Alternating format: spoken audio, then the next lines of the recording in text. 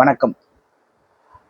5 மாநில தேர்தலை அறிவிச்சிருக்கிறது நம்மளுடைய Indian election commission of India வந்து அமைச்சிருக்காங்க. இந்த 5 மாநில தேர்தல்கள் ரொம்பவும் முக்கியம். ஏன்னா, அ ஒ 5 வருஷத்துல பல மாநிலங்கள் தேர்தல் நடத்தும். ஆனா, இந்த 5 மாநில தேர்தல்ல வந்து ரொம்ப முக்கியம். ஏன்னு பார்த்தீங்கன்னா, அ மொத்தம் 5 மாநிலத்தில மொத்தம் கூட்டினீங்கன்னா 804 சீட்டு வரும். ஸோ 804 எம்எல்ஏக்கள் தேர்ந்தெடுக்கப்படக்கூடிய ஒரு வருடத்தில் நடக்கக்கூடிய மிகப்பெரிய தேர்தல் இது. அசாம்ல பார்த்தீங்கன்னா 126, வெஸ்ட் பெங்கால்ல 294, தமிழ்நாட்டில் 234, புதுச்சேரியில் 30, கேரளாவில் 120. இந்த 5 மாநில தேர்தலில் எந்தெந்த கட்சிகளுக்கு என்னென்ன சாதகமா இருக்கும், எப்போ தேர்தல் நடத்துது அப்படின்னு ஒரு இனிஷியல் பெர்ஸ்பெக்டிவ், என்னுடைய point of view or my perception வச்சுக்கலாம். தேர்தல் வந்து மார்ச் 15ஆம் தேதி ஞாயிற்றுக்கிழமை 4 மணி அளவில் எலெக்ஷன் கமிஷன் ஆஃப் இந்தியா ஆஃபீஸில் அறிவிக்கப்பட்டது. ஸோ அறிவிச்ச நாள்லேருந்து எலெக்ஷன் கான்டக்ட் கோடு வந்து அமலுக்கு வரும். ஸோ இந்த 5 மாநிலத்தையும் மொத்தமாகவே election commission of India undertake பண்ணிக்கும். ஸோ அங்கே இருக்கிற சீஃப் மினிஸ்டர்ஸ்க்கு வந்து they don't have any powers. So அவங்க எது ஒன்றா பண்ணலாம். இது ஒன்று. மற்றொன்று என்ன பார்த்தீங்கன்னா, இந்த 5 மாநில தேர்தலில் என்னைக்கு தேர்தல் அறிவிச்சிருக்காங்கன்னு பார்க்கணும். அதாவது 9ஆம் தேதி வந்து பார்த்தீங்கன்னா, கேரளா, புதுச்சேரி அண்ட் அஸ்ஸாமுக்கு வந்து 9ஆம் தேதி வந்து தேர்தல் வச்சிருக்காங்க. ஒரே கட்டமாக முடியுது. 23ஆம் தேதி வந்து தமிழகத்துக்கும் வெஸ்ட் பெங்காலையும் தேர்தல் வச்சிருக்காங்க. வெஸ்ட் பெங்காலில் 2 கட்டமாக தேர்தல் நடக்குது. முதல் கட்டம் வந்து 23ஆம் தேதி நடக்குது. 2வது கட்டம் வந்து 29ஆம் தேதி நடக்குது. முதல் கட்டத்தில் 136, மிச்சம் இருக்கிற 158 வந்து 29ஆம் தேதி நடக்குது. தேர்தல் கவுண்டிங் டே, அதோட ரிசல்ட் டே வந்து பார்த்தீங்கன்னா மே 4ஆம் தேதி வச்சிருக்காங்க. மே 4ஆம் தேதியில் வச்சிருக்காங்க. ஆனால் மே 10, 12, 15க்குள்ள வந்து எல்லா மாநிலத்திலையும் வந்து புதிய முதலமைச்சர்கள் தேர்ந்தெடுக்கப்பட்டு அவங்க ஆட்சியில் பதவியேற்பு பண்ணியானுறதுக்காக அப்படி பண்ணியிருக்காங்க. இப்போ ஒவ்வொரு மாநிலத்திலையும் எந்தெந்த கட்சிக்கு சாதகமாகவும் பாதகமாக இருக்குன்றதை நம்ம பார்ப்போம். முதல் வந்து அசாம்லேருந்து எடுப்போம், டாப் டு பாட்டம். அசாமில் பார்த்தீங்கன்னா 126 சீட்கள் இருக்கு. தொடர்ந்து 2 முறை பாஜக அங்கே ஆட்சி அமைச்சிருக்கு. 2014 முதல் முறையாக ஒரு நார்த் ஈஸ்ட் ஸ்டேட்ல தன்னிச்சையாக பாஜக ஆட்சி அமைச்சது. இந்த முதலமைச்சரை வந்து அவர் இப்போ வந்து 2019 அவர் மாற்றப்பட்டு அவர் சென்ட்ரல் மினிஸ்டர் கொடுக்கப்பட்டு ஹிமேஷ் பிஸ்வேஷ் சர்மா வந்து இப்போ தற்கால இப்போ வந்து அவர் முதலமைச்சராக இருக்காரு. ரொம்ப பிரமாதமாக பண்ணிட்டு இருக்காரு. நிறைய பேர் சொல்றாங்க அவர் ஒரு குட்டி யோகி மாதிரி ரொம்ப அன்ஆப்பலிச்சிக்கா போல்டிங்கா எந்த டெசிஷனும் எடுக்கிறாரு. ஸோ அவர் ஜெயிக்கக்கூடிய வாய்ப்புகள் மிக பிரகாசமா இருக்குன்னு சொல்றாங்க. 126 சீட்ல இப்போ பிஜேபி வந்து அதுல ஜெயிக்கிறதுக்கான சதவீதம் பல கருத்து கணிப்புகள் எல்லா மாநிலத்திற்கும் வெளியிட்டும் போது அங்கேயும் வெளியிட்டு இருக்காங்க. முதல்ல வந்து ஒரு 90 சீட்டுன்னாங்க 126ல. இப்போ வந்து 100 சீட்டு தொடுன்னு சொல்றாங்க. எப்படி இருந்தாலும் பிஜேபி அங்கே ஆட்சி அமைக்கின்றது majority of the people exit polls எல்லாருடைய நம்பிக்கை அதுதான். என்னுடைய ப்ராக்டிக்கலும் அதுதான். அப்படிதான் நடக்கும்னு எதிர்பார்க்குறோம். 91% பிஜேபி அங்கே ஆட்சி அமைக்கும். தொடர்ந்து 3வது முறையாக ஹாட்ரிக் ஆட்சி அமைக்கும் என்று பல பேர் நம்புறாங்க. ஆனால் எத்தனை சீட்ல ஆட்சி அமைக்கும் அப்படின்றது தான் கேள்விக்குறியா இருக்கு. நான் ஒரு சின்ன கருத்து கம்மியில் வச்சிருக்கேன். ஒரு 90லேருந்து மினிமம் 89லேருந்து 96 சீட்டு ஜெயிக்கும். ஒரு 30 சீட்டு வந்து காங்கிரஸ் ஜெயிக்கும். இது வந்து என்னுடைய கணிப்பா இருக்கு. என்னோட கணிப்புனா என்னோட சொந்த அறிவு கிடையாது. நானும் பல பேர்கிட்ட பார்த்து படிச்சு தெரிஞ்சு அதுல ஒரு கன்க்ளூஷன்ல ஒரு காமன் பாயிண்ட் கோல்ல கன்க்ளூஷன்ல வரேன். அதோட இதுதான் இது. ஸோ 89லேருந்து 96 சீட்டுகள் ஜெயிக்கும். ஒரு 30லேருந்து 35 சீட்டுக்குள்ள காங்கிரஸ் ஜெயிக்கும் அப்படின்றது இன்றைய நிலைமையா இருக்கு. அது எப்படின்றது எலெக்ஷன் டேட் அப்போ முன்னாடியும் நம்ம ஒரு வாட்டி இதை பத்தி பேசுவோம். அசாம் முடிஞ்சு அடுத்தது west Bengal. Very very important for India and for BJP. West Bengal வந்து அசாம் மாதிரியும் நார்த் ஈஸ்டுக்கு நிறைய ஸ்டேட் மாதிரியும் ஒரு bordering state, especially with Bangladesh. அங்கே நிறைய பங்களாதேஷி ரோஹினியாஸ் வந்து இன்ஃபில்ட்ரேட் ஆகிட்டு இந்தியா முழுக்க பரவி இருக்காங்க. ஸோ பிஜேபி அங்கே ஜெயிக்கிறது இந்தியாவுக்கு ரொம்ப முக்கியமானதாக இருக்கும். ஸோ ஒரு turning point of Indian state எலெக்ஷன்ஸ்ல பிஜேபி அங்கே ஜெயிச்சாதான் அடுத்தது தமிழ்நாட்டில், ஆந்திராவில், கேரளாவில் ஜெயிக்கிறதுக்கான அடுத்த கட்டமாக இருக்கும். ஸோ அங்கே பிஜேபி எப்படி ஜெயிக்குமா அப்படின்னு கேட்டால் என்னை பொறுத்த வரைக்கும் கேள்விக்குறி தான். ஆனால் 2021 பிஜேபி ஜெயிக்கும் தான் நிறைய பேர் சொன்னாங்க, நிறைய சீட் ஜெயிக்கணும். கடைசியில் 79 சீட்டு, ஒரு 80 சீட் ஜெயிச்சாங்க. That is good.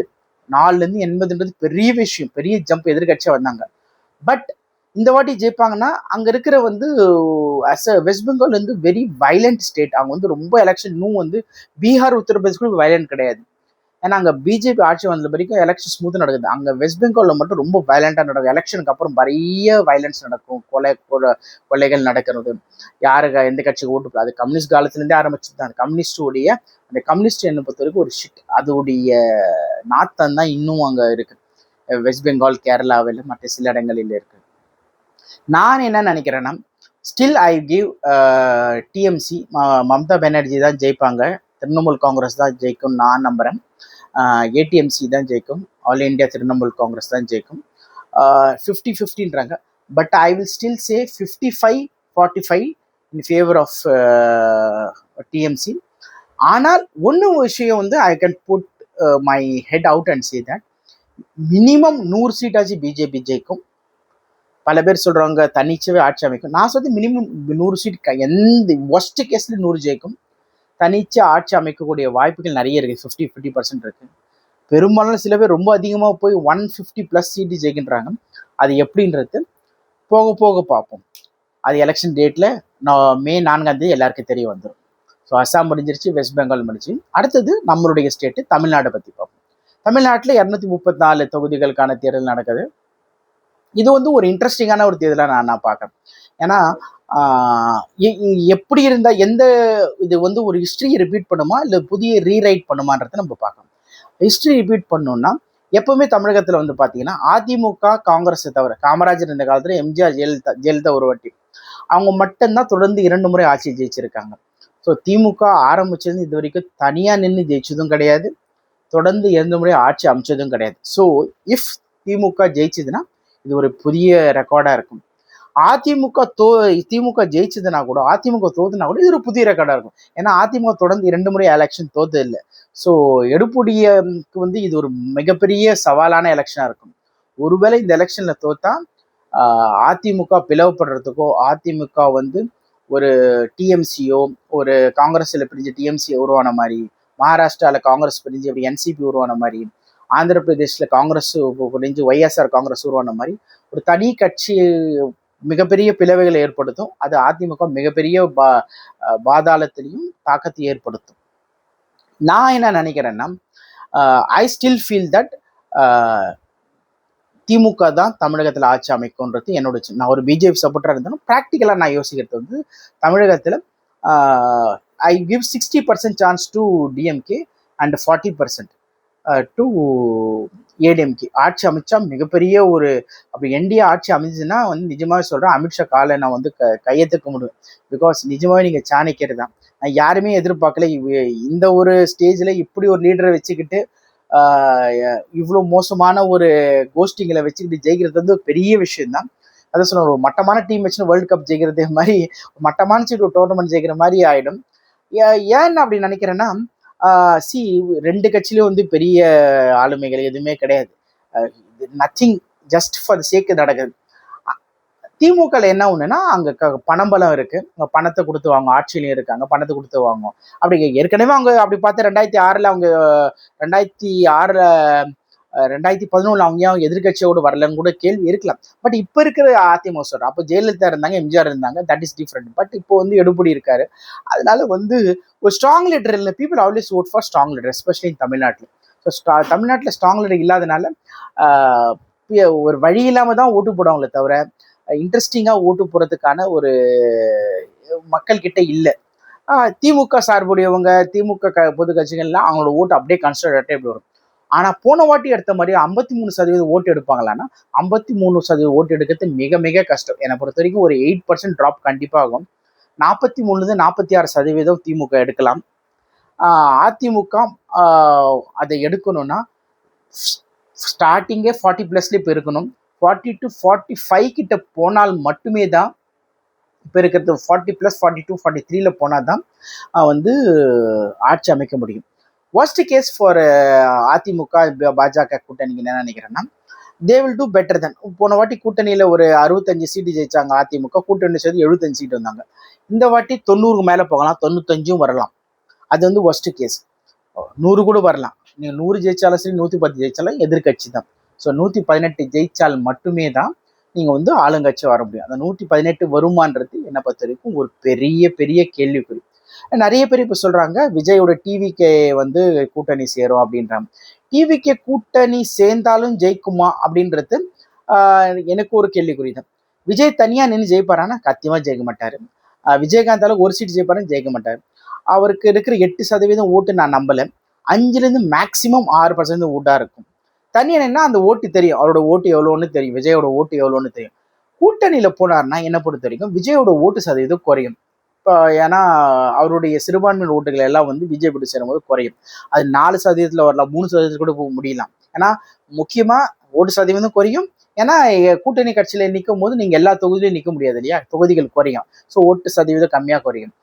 ஆனால் ஒருவேளை அதிமுக பிஜேபியோட கூட்டணி வச்சா எதிர்கட்சியில இருந்தா கூட அவங்களுக்கு எம்எல்ஏக்கள் கிடைக்கலாம். ஒரு 4-5 எம்எல்ஏ கிடைக்கலாம். ஒரு கட்சி ஆரம்பிச்சு 5 எம்எல்ஏ இருந்தால் தான் கட்சி சஸ்டெயின் பண்ண முடியும், கட்சி நடத்த முடியும். ஒன்று, ஒருவேளை ஜெயிச்சுட்டா அது ஒரு நல்ல விஷயம். எப்படி வந்து 2011 விஜயகாந்த் வந்து புத்திசாலித்தனம் அதிமுக கூட்டணி வச்சு திமுக எதிர்கட்சி இல்லாமல் இவரே எதிர்கட்சியை வந்தாரோ அந்த மாதிரி வரதுக்கான வாய்ப்புகள் ரொம்ப குறைவு தான். பட் இருந்தாலும் அது ஒரு நல்லா இருக்கும். அவர் 4 எம்எல்ஏ சீட் 5 எம்எல்ஏ சீட் வச்சுக்கிட்டு கூட ஆளுங்கட்சியில் இருந்தால் அதோட மதிப்பும் வந்து கட்சிக்கு நல்லது. இது இப்படி நடக்கும்ன்றது நான் 99% நடக்கல. அப்படி நடந்தால் இப்படி நடக்கலாம். ஸோ தமிழக பொறுத்த வரைக்கும் திமுக தான் இப்போதுக்கு ஃபேவராக இருக்குது. டிஎம்சி அங்கே ஃபேவராக இருக்க மாதிரி தமிழகத்திலும் திமுக தான் ஃபேவராக இருக்குது. என்ன ஒரே ஒரு எதிர்பார்ப்புனா அண்ணாமலை இந்த தேர்தல் நிற்பாரான்றது தான் ஒரே கேள்வி. நான் அண்ணாமலை பொசிஷனில் இருந்தால் கண்டிப்பாக நிற்க மாட்டேன். ஒன்று, அப்படி நிற்கிறதா இருந்தால் எனக்கு 101% அஷ்யூர் வேணும், நான் ஜெயிப்பேன். பிகாஸ் இந்த வாட்டி நின்று தோத்துட்டா வச்சுக்கேன், that will have a bad. தொடர்ந்து 3 வாட்டி எலெக்ஷன் தோத்த எவ்வளோதான் திறமை இருந்தாலும் தோத்துட்டே இருந்தாலும் அது நல்ல விஷயமா இருக்காது. 101% அவர் ஜெயிச்சே ஆகணும். அவர் எதிர்கட்சியில் என்டிஏ கூட்டணி இருந்தாலும் சரி, ஆளுங்கட்சியில் இருந்தாலும் சரி, அவர் ஜெயிச்சே ஆகணும். அவர் ஜெயிச்சா மாதிரி 100% இருந்தால் மட்டும்தான் அவர் நிற்கணும். இல்லைன்னா அவர் அவாய்ட் பண்ணுறது நல்லது. எப்படி 2024 அவர் ஃபோர்ஸ் பண்ணி நிற்க வச்சாங்க, அந்த மாதிரி இந்த ஃபோர்ஸ் பண்ணி நிற்கக்கூடாது. 101% அவர் ஜெயிக்கிற மாதிரி இருந்தால் தான் கோயம்புத்தூரில் ஏதாவது ஒரு தொகுதியில் அவர் நிற்க வைக்கலாம். அடுத்தது வந்து பார்த்தீங்கன்னா நம்ம புதுச்சேரி வந்து பார்த்தீங்கன்னா இருக்கிறதுலே சின்ன ஒரு யூனியன் 30 சீட்டு தான். அதில் ஜெயிச்சாலும் ஒன்று, ஜெயிக்கலனாலும் ஒன்று, அது யாரும் பெருசாக எடுத்துக்க போகிறதில்ல. பட் ஒரு கவுண்ட் வரும். 30 ஓட்டில் வந்து எப்படி ஜெயிப்பாங்க? ஆஸ் யூஷுவல் வந்து காங்கிரஸ் தான் ஜெயிக்கணும்னு சொல்கிறாங்க. காங்கிரஸ் ஜெயிக்கான வாய்ப்புகள் உண்டு. அப்படியே ஒரு என்டிஏ ஜெயிச்சாலும் அது ஒரு பெரிய போனஸ் தான். அதாவது என்ன சொல்லுவாங்கன்னா, ஒரு பல ஸ்வீட் கடையில் ஒரு எக்ஸ்ட்ரா ஒரு ஸ்வீட் வச்ச மாதிரி தானே தவிர அதற்கு மேலே புதுச்சேரியில் பெருசத்துக்கு ஒன்றும் இல்லை. தமிழ்நாடு புதுச்சேரியும் என்டிஏ ஜெயிச்சுன்னா நிஜமாவே 2027 ஒரு பெரிய அதிசயம் தான் அது.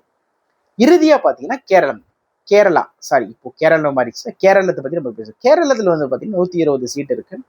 முதல் முறையாக வந்து எந்த கட்சிக்கும் வந்து ஆட்சி அமைக்கக்கூடிய தனி பெரும்பான்மை கிடைக்காதுன்னு கருத்து கணிப்புகள் வருது. கேரளா அரசியல் பற்றி நீங்கள் அவ்வளவோ தெரியாது. எல்லாருமே சொல்கிறாங்க இது ஒரு 30-40 வரும், அது ஒரு 50-60 வரும். எல்லாத்தோட இன்ட்ரெஸ்டிங் பார்ட் என்னன்னா, பிஜேபி தனித்து வந்து ஒரு 16லேருந்து 24 சீட்டு வரும்னு சொல்கிறாங்க. ஒரு 16லேருந்து 26 சீட்டு வருது ஒரு நல்ல ஒரு முன்னேற்றம். 1-2 எம்எல்ஏலேருந்து பெரிய முன்னேற்றம். ஸோ வெஸ்ட் பெங்காலுக்கு அப்புறம் கேரளாவில் ஒரு நல்ல ஒரு ஜம்ப்பு, ஒரு முன்னேற்றம் கிடைந்திருக்கு பிஜேபிக்கு தனியாக.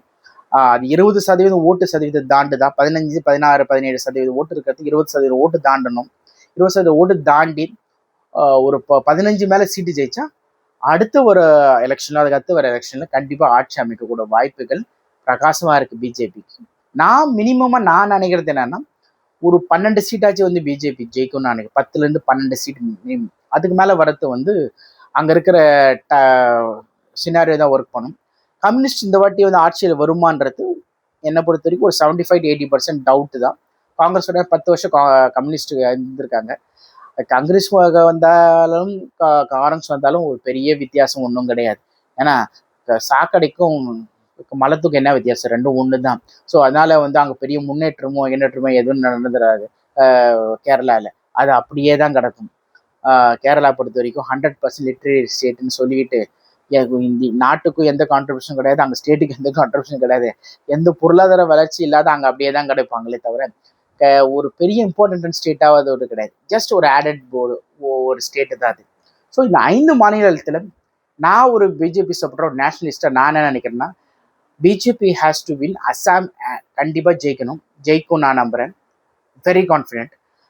வெஸ்ட் பெங்கால் ஜெயிக்கிறது ரொம்ப முக்கியம். தமிழ்நாட்டோட பிஜேபி வெஸ்ட் பெங்கால் ஜெயிக்கிறது ரொம்ப ரொம்ப ரொம்ப முக்கியம். வெஸ்ட் பெங்கால் தமிழ்நாடா வெஸ்ட் பெங்காலான்னு கேட்டால் என்ன பிறகு வெஸ்ட் பெங்கால் தான் நான் விரும்புவேன். வெஸ்ட் பெங்கால் ஜெயிக்கணும். தமிழ்நாடு ஜெயிச்சிச்சுன்னா அதோட பெரிய அதிசயம் எதுவுமே கிடையாது. ஒரு சொல்லுவாங்க ஹாட்ரிக் விக்கெட் எடுத்த மாதிரி, ஒரு போலருக்கு ஹாட்ரிக் 6 அடிச்ச மாதிரி ஒரு பேட்ஸ்மேன் ஒரு பெரிய சந்தோஷமா இருக்கும். இப்போதைக்கு இதுதான் நிலைமை. இதுதான் ஒரு பெரும்பாலானுடைய, நான் கன்சர்வேட்டிவா நான் சொல்லியிருக்கேன், ரொம்ப அதிகபட்சமாக நான் சொல்லலை. அடுத்தது அடுத்த மாதத்தில் ஒரு எலெக்ஷன் கிட்ட ஒரு 10 நாள் நம்மளோட கருத்து கணிப்புகள் எப்படி இருக்கு, சூழ்நிலை கூட்டணி பேச்சுக்கள் எப்படி போகுது, எல்லாம் போச்சு அதுக்கப்புறம் ஒரு சின்ன அனாலிசிஸ் பண்ணுவோம். அதுக்கப்புறம் எலெக்ஷனுக்கு அப்புறம் நம்ம இந்த 5 மாநில தேர்தலை பற்றி நம்ம விவாதிப்போம். பொறுமையா என்னுடைய இந்த வீடியோவை நீங்க பார்த்தவங்க எல்லாருக்கும், உங்க பொண்ணான நேரம் கொடுத்தவங்க எல்லாருக்கும் என் மனமார்ந்த நன்றி. ஜெய்ஹிந்த்.